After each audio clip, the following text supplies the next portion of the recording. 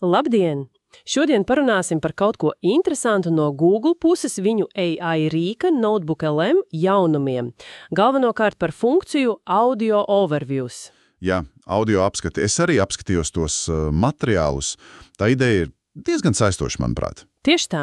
Un šodienas galvenais temats būs tieši šī funkcija un tās nesenais paplašinājums. Mums ir gan Google paziņojumi, gan daži apskati. Jā, tā funkcija pat par sevi avotos aprakstīts, ka tā ļauj tev paņemt savus dokumentus, ko esi augšpielādējis, varbūt mācību materiālus, garus pētījumus, kaut vai juridiskus piezīmes. Jā.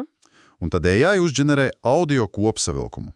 Principā tāda kā maza personalizēta aplāde par to tēmu, balstoties tieši tavos materiālos. Un mērķis laikam ir piedāvāt citu veidu, kā uzsvert informāciju, vai ne? Ne tikai lasīt garu tekstu, bet varbūt klausīties galvenos punktus.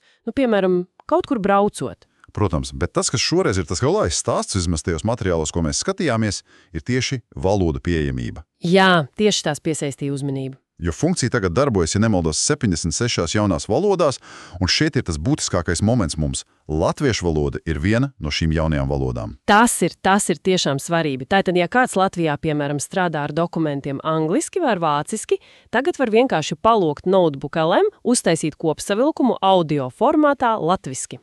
Tas izklausās ļoti praktiski. Jā, un ir vēl viena lieta. Līdz ar šo valodu paplašinājumu ir ieviesta arī jauna opcija izvadas valoda jeb output language. Interesanti. Un te ir tas āķis, tu vari izvēlēties, kurā valodā tev to audio kopsavilkumu ģenerēs, neatkarīgi no tā, kādā valodā ir paši dokumenti. Un arī neatkarīgi no tava Google konta noklusējuma valodas. Tātad pilnīga elastība. Un to var mainīt jebkurā brīdī. Piemēram, vienu kopsavilkumu latviski, nākamo angliski, ja vajag. Ok, tas ir spēcīgi. Tajā Google bloga ierakstā bija piemērs šķiet par skolotāju, kas gatavoja stundu par Amazonas lietus mežiem. Jā, atceros, tur bija materiāli dažādās valodās, portugāļu filma, spāņu pētījums, angļu ziņojumi. Tieši tā. Un tad studenti varēja visus šos materiālus salikt Notebook LM iekšā un palūgt sistēmai uztaisīt kopsavilkumu, piemēram, vāciski vai mūsu gadījumā latviski. Kas nozīmē, ka piekļuva informācijai kļūst mazāk atkarīga no tā, cik labi tu zini oriģinālu valodu. Pilnīgi noteikti. Tas, kā lai saka, nedodas nojauca tās valodu barjeras informācijas telpā. Un tas valodu saraksts, ja ieskatās, tas ir pamatīgs. Es pat visus necentos atcerēties, bet tur ir, piemēram, afrikāņu, arābu, bulgāru, vācu. Spāņu, franču, dažādi varianti, hindi, japāņu, korejiešu. Jā, arī mūsu kaimiņi lietuvieši, poļi, krievu valoda, zviedru, taiju, ukraiņu, vietnamieši, ķīniešu, abas vienkāršotā un tradicionālā pārklājums ir tiešām globāls. Jā, galvenais secinājums no tā visa ir, ka tas būtiski atvieglo darbu ar daudzvalodu saturu. Padomām par pētnieku, kuram jālasa raksti 5 valodās.